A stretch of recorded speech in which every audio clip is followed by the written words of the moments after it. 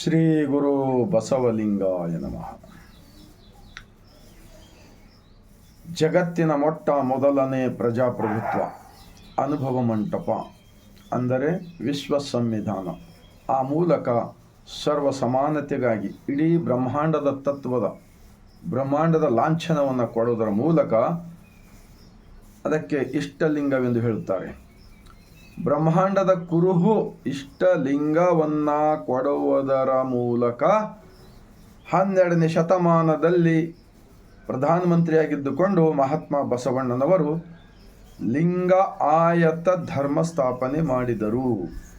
ಈ ಇತಿಹಾಸ ಇವತ್ತೆಲ್ಲವೂ ಕೂಡ ವಚನಗಳಲ್ಲಿ ಸಿಗುತ್ತದೆ. ಆದ್ದರಿಂದ ಪ್ರತಿಯೊಬ್ಬರೂ ವಚನಗಳನ್ನು ಓದಿರಿ, ಅರ್ಥ ಮಾಡಿಕೊಂಡು ಸ್ವತಂತ್ರ ವಿಚಾರದಿಂದ ಆತ್ಮಬಲದಿಂದ ಸರ್ವ ಸಮಾನತೆಯನ್ನು ಅರಿತುಕೊಂಡು ಸರ್ವರಲ್ಲಿ ನಾನು ನನ್ನಲ್ಲಿ ಸರ್ವರು ಅಂಥೇಳಿ ಭಾವನೆ ಇಟ್ಕೊಂಡು ನಮಗೆ ಅಣ್ಣ ಬಸವಣ್ಣನವರು ಮತ್ತು ಶರಣರು ವಚನಗಳ ಮೂಲಕ ಲಿಂಗ ಆಯತ ಧರ್ಮ ಕೊಟ್ಟಿದ್ದಾರೆ. ಆದ್ದರಿಂದ ಇವತ್ತ ಅನೇಕ ವಚನಗಳಿವೆ. ಈಗ ಒಂದು ಬಸವಣ್ಣನವರ ವಚನ.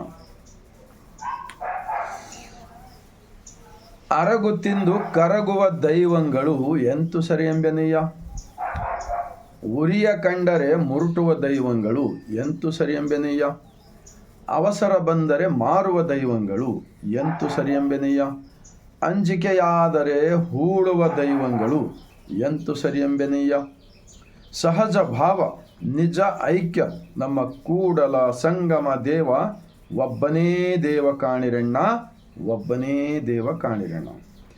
इस वचन का अंदर क्या भाव अर्थ होता है? जो इंसानों के हाथों से बनाया हुआ कोई भी मूर्ति हो, पत्थर के हो, सोने का हो, चांदी का हो, लकड़ी का हो, पुट्टिया का हो, कुछ भी रहने दो, उसको ऊपर से गिर गए तो या कांच का वो रहे तो नीचे गिरे तो टूट जाता है, लकड़ी का रहे तो अंगार लगे तो जल जाता है, सोने का रहे तो मंदिर में का मूर्ति चोरी हो जाता है, और वो मूर्ति के अंदर भगवान है बोलकर दुनिया के अंदर जो भारत देश के अंदर कितने भी झूठा फैलाए गए ना, दुनिया के अंदर तो नहीं है लेकिन भारत के अंदर ये पाखंडवाद अंधविश्वास को हटाने के वास्ते ही दुनिया का फर्स्ट पार्लियामेंट अनुभव मंडप स्थापन किया महात्मा बसवण्णा जी। तो इन सारे चीज़ों से तुमको भगवान नहीं मिलेगा। भगवान कहाँ है? तुम्हारा शरीर को जिस मालिक ने बनाकर अंदर रहकर इन पंच इंद्रियों से दुनिया दिखा रहा है ना, ये भगवान असली भगवान होता है। ये सब अंदर रिकॉर्ड हो रहा है। हम जितना अच्छा काम करते, जितना बुरा करते, सब अंदर रिकॉर्ड हो जाता है। जो भी बुरा होता काम करते उसके वास्ते उनका हेल्थ को डेंजर है, उनको बीपी आएगा, शुगर आएगा, हार्ट अटैक आएगा, बहुत कुछ, और अज्ञानता में फंस कर उन्हें नुकसान कर लेगा। इसीलिए तो बसवण्णा जी तुम्हारा शरीर ही मंदिर है, तुम्हारा शरीर के अंदर ही भगवान को मानो, जानो और आचरण में लाओ। इसीलिए तो उन लोगों ने अनुभव मंडप स्थापन किए। ಈಗ ನೋಡಿ, ಬಸವಾದಿ ಶಿವಶರಣರ ಹಿಂದೂ ಸಮಾವೇಶ ಇದು ನಾನು ಒಂದೇ ಒಂದು ಕೈ ಜೋಡಿಸಿ ವಿನಂತಿ ಮಾಡಿಕೊಳ್ತಾ ಇದ್ದೀನಿ. ಯಾಕೆಂದರೆ ನಮಗೆ ಬಸವಾದಿ ಶರಣರು ಒಳ್ಳೆಯ ಸಂಸ್ಕಾರ ಕೊಟ್ಟಿದ್ದಾರೆ. ಇಂಥ ಶಬ್ದಗಳನ್ನು ನಾವು ಬಳಸಿ ಈ ರೀತಿ ನಾವು ಉತ್ತರ ಕೊಡಲು ತಯಾರಿದ್ದೀವಿ. ಇವಾಗ ಕರ್ನಾಟಕ ಸರ್ಕಾರ ಸಾಂಸ್ಕೃತಿಕ ನಾಯಕ ಮಹಾತ್ಮ ಬಸವಣ್ಣನವರನ್ನು ಘೋಷಣೆ ಮಾಡಿದ್ದಾರೆ. ಶರಣರಿಗೆ ಗೌರವ ಕೊಟ್ಟಿದ್ದಾರೆ. ಪ್ರತಿಯೊಂದು ಸರ್ಕಾರಿ ಕಚೇರಿಗಳಲ್ಲಿ ಬಸವಣ್ಣನವರ ಭಾವಚಿತ್ರ ಇರಲೇಬೇಕು. ಭಾರತ ರತ್ನ ಡಾಕ್ಟರ್ BR ಅಂಬೇಡ್ಕರ್ ಜಿರವರ ಭಾವಚಿತ್ರ ಇರಬೇಕು. ಮತ್ತು ಇವೆಲ್ಲವೂ ಕೂಡ ಲಿಂಗಾಯತ ಧರ್ಮ ಮಾನ್ಯತೆಗಾಗಿ ಕಳಿಸಿದ್ರು, ಕೇಂದ್ರ ಸರ್ಕಾರ ಕೊಟ್ಟಿಲ್ಲ. ಇವೆಲ್ಲದರ ಹಿಂದೆ ಏನು ಅಡಗಿದೆ ಅಂದರೆ ಸ್ವಾರ್ಥ ಅಡಗಿದೆ. ಆ ಕಾರಣಕ್ಕಾಗಿ ಸಮಾಜದಲ್ಲಿ ಜನರನ್ನು ಸತ್ಯವನ್ನು ತಿಳಿಸಲಾರದೆ, ಅಜ್ಞಾನದಲ್ಲಿಟ್ಟು ತಾವು ಕೆಲಸ ಮಾಡಲಾರದೆ, ಏನು ದುಡಿಯಲಾರದೆ, ಏನು ಕುಂತು ತಿಂತಕ್ಕಂಥ ಜನ ಏನಿದ್ದಾರ ಅವ್ರದ್ದೇ ಆಗಿರ್ತಕ್ಕಂಥ ಈ ಕುತಂತ್ರ. ಇವತ್ತು ಬಸವಾದಿ ಶಿವಶರಣರ ಹಿಂದೂ ಸಮಾವೇಶ ಅಂದರೆ ಈ 33 ಕೋಟಿ ಹಲವು ದೈವಗಳನ್ನು ಸೃಷ್ಟಿಸಿ ಜನರನ್ನು ಗುಲಾಮರಾಗಿ ಇಟ್ಕೊಂಡು ಇದು ಬಸವಣ್ಣನವರ ಅಂಬೇಡ್ಕರ್ ಅವರ ವಿಚಾರಗಳನ್ನು ಹೇಗೆ ಪ್ರಚಾರ ಹೆಚ್ಚಿಗೆ ಆಗ್ತಾ ಇದೆಯಲ್ಲ ಅದನ್ನು ಕಂಡು ಇದು ಹೇಗಾದರೂ ಮಾಡಿ ಇದು ಪ್ರಚಾರ ಆಗಬಾರ್ದನ್ನೋ ಉದ್ದೇಶಕ್ಕಾಗಿ ಇವರು ಮಾಡುತ್ತಿರುವುದು 100ಕ್ಕೆ 100 ಸತ್ಯ ಇದೆ ಅಂಥೇಳಿ ಈ ವಚನಗಳ ಆಧಾರದ ಮೇಲೆ ನಾನು ಮಾತಾಡ್ತಾ ಇದ್ದೀನಿ. ಆದ್ದರಿಂದ ಕೋರ್ಟಿನ ನ್ಯಾಯಾಲಯ ಸರ್ಕಾರವು ಇದು ಹಿಂದೂ ಎಂಬ ಶಬ್ದ ನಮ್ಮ ಬಸವಾದಿ ಶಿವಶರಣರಿಗೆ ಬೇಕೇ ಆಗಿಲ್ಲ. ಯಾಕೆಂದರೆ ನೋಡಿ, ಈ ಹಿಂದೂ ಅಂತಕ್ಕಂಥದ್ರ ಮೇಲೆ ಈ ಗುಡಿಗಳನ್ನು ಕಟ್ಟಿ ಅಲ್ಲಿ ಪ್ರಾಣ ಪ್ರತಿಷ್ಠೆ ಮಾಡ್ತಕ್ಕಂಥದ್ದು ಜನರಿಗೆ ಸುಳ್ಳು ಹೇಳಿ ವರ್ಷಿಗೊಂದ್ಸಲ ಜಾತ್ರೆ ಮಾಡಿ ಆ ಪಾಪ ಮುಗ್ಧ ಜನರ ಮನೆಗೆ ಏನೇ ಕಾರ್ಯಕ್ರಮ ಇದ್ರೂ ಅಲ್ಲೇ ಹೋಗಿ ಅಲ್ಲೇ ದೇವರಿದ್ದಾನೆ ಅಂತೇಳಿ ಈ ಥರ ಮಾಡಿ ಇದು ಅವರಿಗೆ ಒಂದು ರಾಜರಂತೆ ಮೆರಿತಾ ಇರ್ತಕ್ಕಂಥದ್ದನ್ನು ಇವತ್ತು ನಮಗೆ ಗೊತ್ತಾಗ್ತಾ ಇದೆ ವಚನಗಳನ್ನು ಓದಿದ ಸಲುವಾಗಿ. ಆ ಕಾರಣಕ್ಕಾಗಿಯೇ ಅವರು ಆವಾಗ ಲಿಂಗಾಯತ ಧರ್ಮ ಮಾನ್ಯತೆಗಾಗಿ ದೆಹಲಿವರೆಗೆ ಜನರು ಎಲ್ಲ ಕಡೆ, ಎಲ್ಲ ಮಹಾರಾಷ್ಟ್ರ, ತೆಲಂಗಾಣ ಎಲ್ಲ ಕಡೆ ಪ್ರಚಾರ ಆಯಿತು. ಅವ್ರೇನು ಪ್ರಚಾರ ಮಾಡಿದ್ದಾರೆ ಈ ಮಠಮಾನ್ಯಗಳು?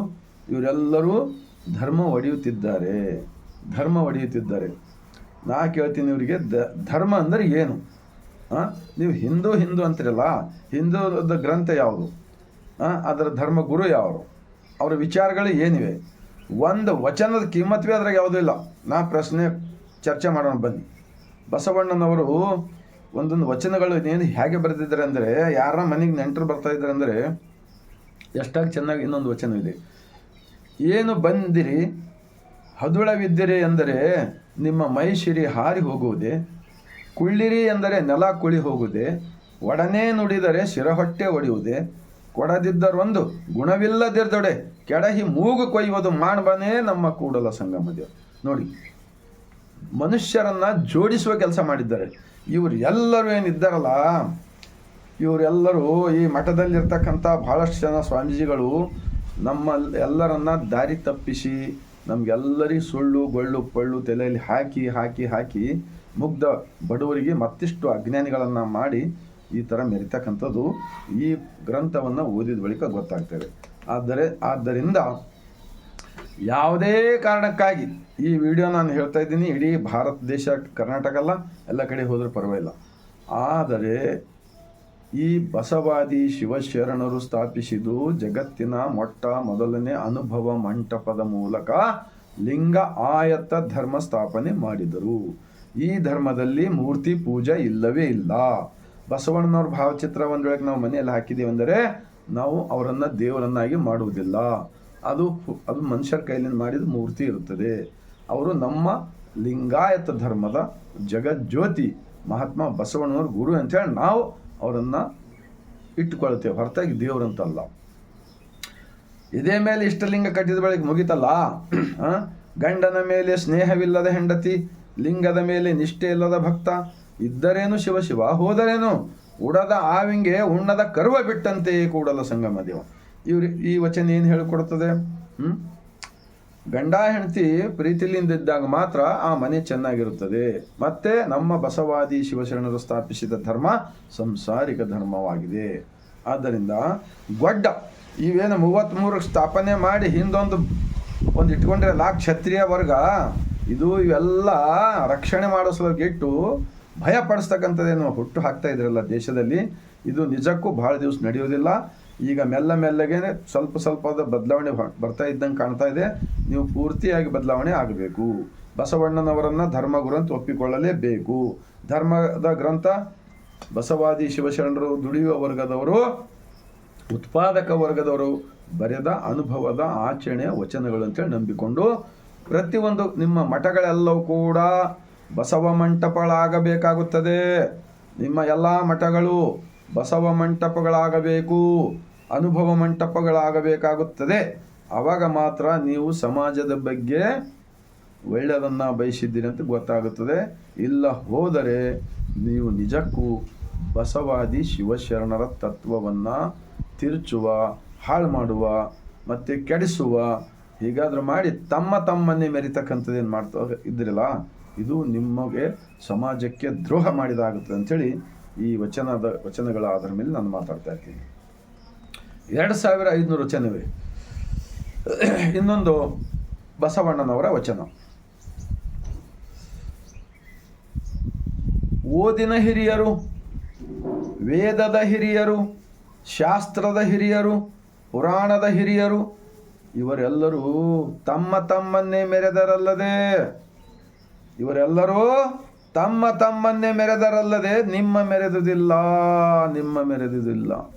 ತಮ್ಮ ಮರೆತು ನಿಮ್ಮ ಮೆರೆದರೆ ಕೂಡಿಕೊಂಡಿರುವನು ನಮ್ಮ ಕೂಡಲ ಸಂಗಮ ದೇವ. ಏನಾಗ್ತದ?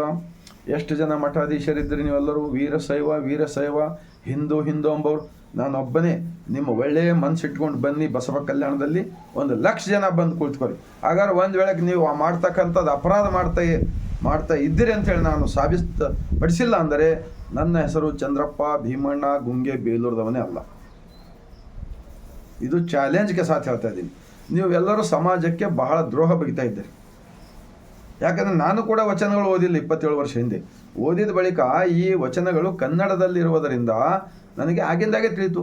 ಯಾವ ವಚನಗಳ ನಾಮಾಂಕಿತ ಏನೇ ಇರಲಿ ಅವೆಲ್ಲ ಆತ್ಮಸಾಕ್ಷಿಲಿಂದ ಬರೆದಿರ್ತಕ್ಕಂಥ ನಾಮ ಅಂಕಿತಗಳಿವೆ, ಅಡ್ರೆಸ್ ಇವೆ. ಅವು ಏನು ಅರ್ಧ ವಚನ ಹೇಳಿ ಮಂದಿಗೆ ಮಳೆ ಮಾಡ್ತೀರಿ.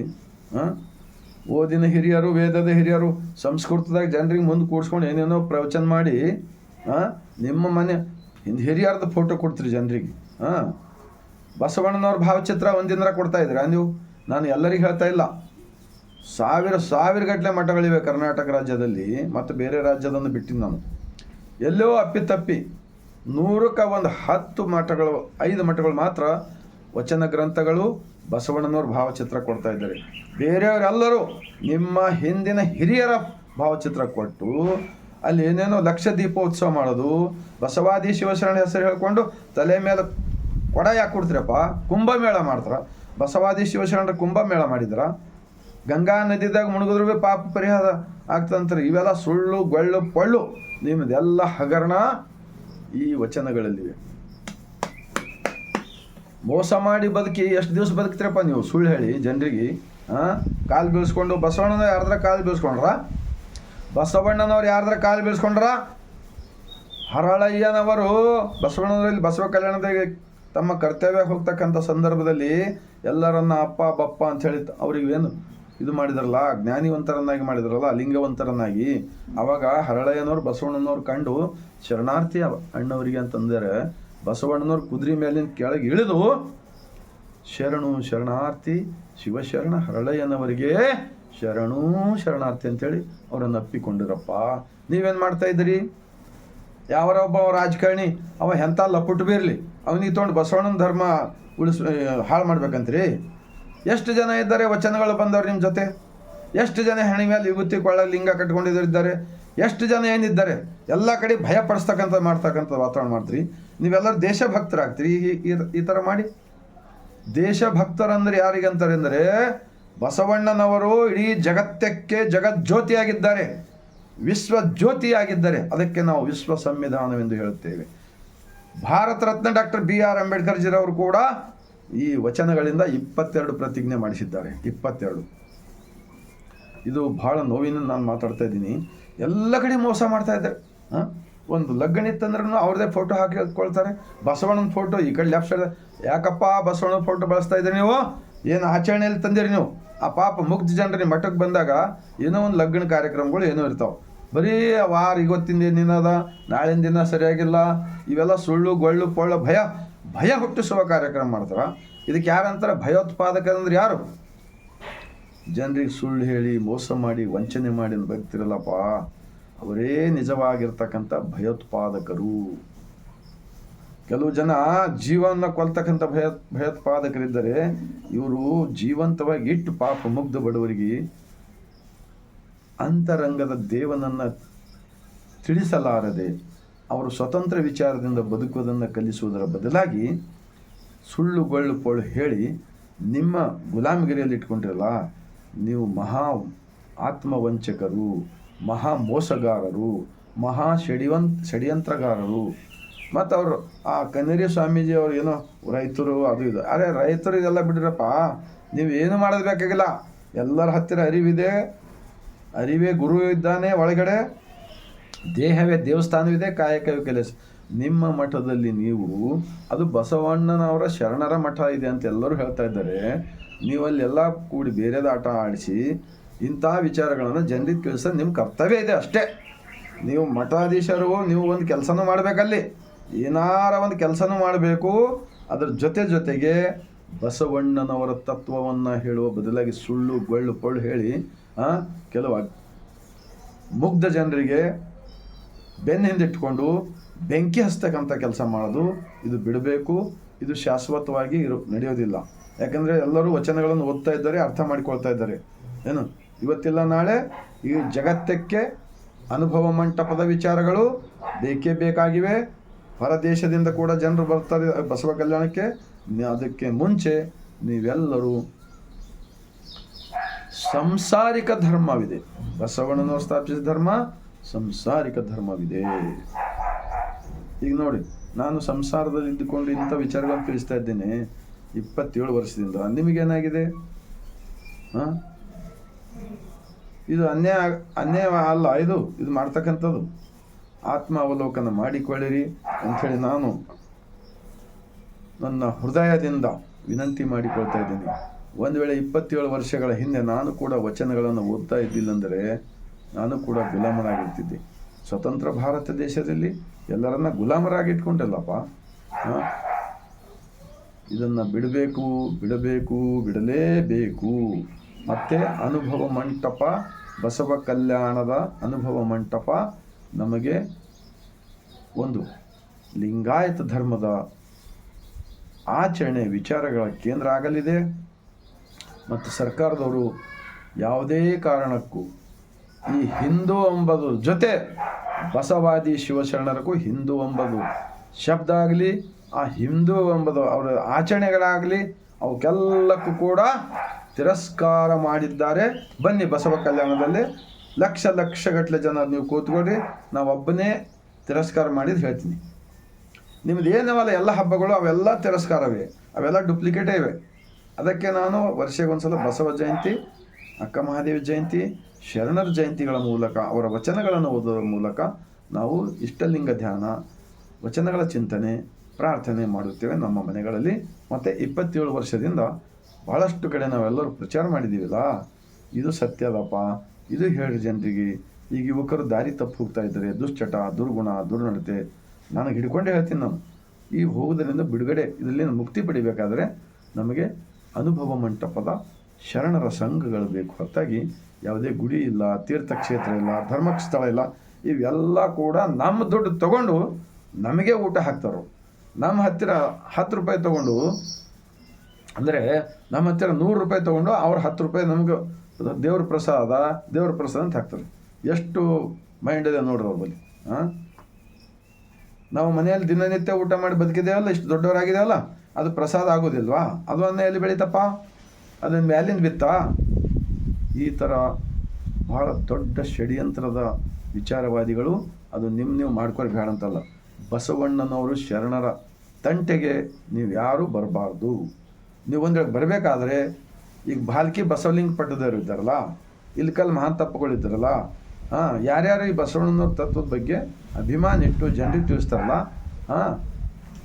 ಅಂಥವ್ರ ಥರ ನೀವೆಲ್ಲರೂ ಆಗಬೇಕು ಅಂಥೇಳಿ ನಾನು ಮತ್ತೊಮ್ಮೆ. ಯಾಕಂದರೆ ಈ ಭೂಮಿಗೆ ಹುಟ್ಟಿ ಬಂದವರು ಎಲ್ಲರೂ ಒಂದಿನ ಹೋಗೋದೇ ಇದೆ. ನಮಗೂ ಹೋಗೋದಿದೆ, ನಿಮಗೂ ಹೋಗೋದಿದೆ, ಎಲ್ಲರಿಗೂ ಹೋಗೋದೇ ಇದೆ. ಗಿಡ ಮರಗಳ ಸಮೇತ ಇವತ್ತಿದ್ದೀವಿ, ನಾಳೆ ಇರೋದಿಲ್ಲ. ಸೂರ್ಯ ಚಂದ್ರರು ಕೂಡ ಬರ್ತಾರೆ ಹೋಗ್ತಾರೆ, ಆದರೆ ಬ್ರಹ್ಮಾಂಡ ಯಾವಾಗಲೂ ತಿರುಗ್ತಾ ಇರುತ್ತದೆ. ಆದ್ದರಿಂದ ಈ ಭೂಮಿ ಮೇಲಿಂದು ಎಲ್ಲವನ್ನು ಕೊಟ್ಟಿರ್ತಕ್ಕಂಥ ಜಗದೀಶ ನಿರಾಕಾರ ದೇವನೇ ಬಸವಣ್ಣನವರು ಸ್ಥಾಪಿಸಿದ ಅನುಭವ ಮಂಟಪ ಲಿಂಗಾಯತ ಧರ್ಮ ಎಂದು ಹೇಳುತ್ತಾ, ಈ ಧರ್ಮವನ್ನು ರಕ್ಷಣೆ ಮಾಡಿರಿ ಅಂದರೆ ಎಲ್ಲರಿಗೂ ಒಳ್ಳೆಯದಾಗ್ತದೆ ಅಂತ ಹೇಳ್ತಾ, ನಿಮ್ಮೆಲ್ಲರ ಹೃದಯಕ್ಕೆ ತಟ್ಟಿದೆ ಆದರೆ ವಚನಗಳನ್ನು ಓದಿರಿ. ಈ ದೇಶದ್ರೋಹಿಗಳ ಹಗರಣವನ್ನು ತಾನೇ ಗೊತ್ತಾಗುತ್ತೆ, ಯಾರು ಒಳ್ಳೆಯವರಿದ್ದಾರೆ, ಯಾರು ಕೆಟ್ಟವರಿದ್ದಾರೆ. ನಮ್ಮಿಂದ ತಪ್ಪಾಗ್ಬೋದು, ನಾವು ತಪ್ಪುಗಳು ತಿದ್ದಿಕೊಳ್ಳಲು ನಮಗೆ ಶರಣರ ಸಂಘ ಬೇಕು, ಅನುಭವ ಮಂಟಪ ಬೇಕು ಅಂಥೇಳಿ. ಇದು ನೀವೆಲ್ಲ ಆ ಕಾರ್ಯ ನೀವೆಲ್ಲರೂ ಮಾಡಿದರೆ ಮಾತ್ರ ನಿಮಗೆಲ್ಲರಿಗೂ ಮಾನ ಮರ್ಯಾದೆ ಸಿಗುತ್ತದೆ. ಮುಂದಿನ ದಿನಗಳಲ್ಲಿ ಎಲ್ಲರೂ ನಂಬುತ್ತಾರೆ. ಇಲ್ಲ ಹೋದರೆ ಇವತ್ತು ಎಲ್ಲರ ಕೈಯಲ್ಲಿ ಮೊಬೈಲ್ ಇವೆ, ಎಲ್ಲ ಇದೇ ಮೊಬೈಲೇ ಅನುಭವ ಮಂಟಪ ಆಗಿಬಿಟ್ಟಿದೆ ಈಗ. ಆ ಕಾರಣಕ್ಕಾಗಿ ಬದಲಾವಣೆ ಆಗೋಣ, ಬದಲಾವಣೆ ಆಗಿರಿ. ಎಲ್ಲರೂ ಬದಲಾವಣೆ ಆಗಿ ದೇಶದ ಒಂದು ಒಳ್ಳೆ ಅನುಭವ ಮಂಟಪದ ಒಂದು ಪ್ರಕೃತಿಯ ಧರ್ಮ ಉಳಿಸೋಣ, ಬೆಳೆಸೋಣ ಎಂದು ಹೇಳ್ತಾ 150 ಕೋಟಿ ಭಾರತೀಯರಿಗೆ ಈ ವಚನದ ವಿಡಿಯೋ ತಲುಪೋಕಾರಿ ಆಗಲಿ ಅಂತ ಹೇಳಿ ನಾನು ವಿನಂತಿಸಿಕೊಳ್ಳುತ್ತಾ, ಕೊನೆಯದಾಗಿ ಬಸವಣ್ಣನ ನಾಡಿನಿಂದ ಇಡೀ ಮಾನವ ಲೋಕಕ್ಕೆ, ಜೀವಗಳಿಗೆ ನಾನು ಬಾಗಿದ ತಲೆ ಮುಗಿದ ಕೈಲಿಂದ ಶರಣು ಸಲ್ಲಿಸುತ್ತಿದ್ದೇನೆ.